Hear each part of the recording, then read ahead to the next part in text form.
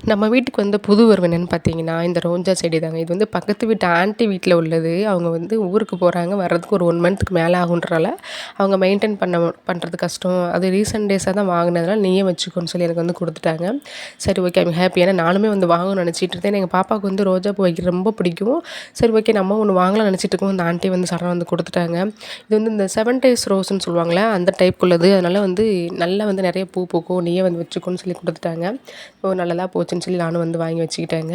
இன்றைக்கி வந்து பார்த்திங்கன்னா, நாத்தனார் வீட்லேருந்து அவங்க ஹஸ்பண்ட் வந்து வந்திருக்காங்க. கொஞ்சம் சீக்கிரமே வந்துட்டாங்க அப்படின்றனால காலையில் வந்து பார்த்திங்கன்னா, பூரி போடலான்னு சொல்லிட்டு மசாலா பூரி தான் வந்து பண்ணிகிட்ருந்தேன். அதேமாதிரி பன்னீர் வந்து ஆல்ரெடி வந்து இருந்தது.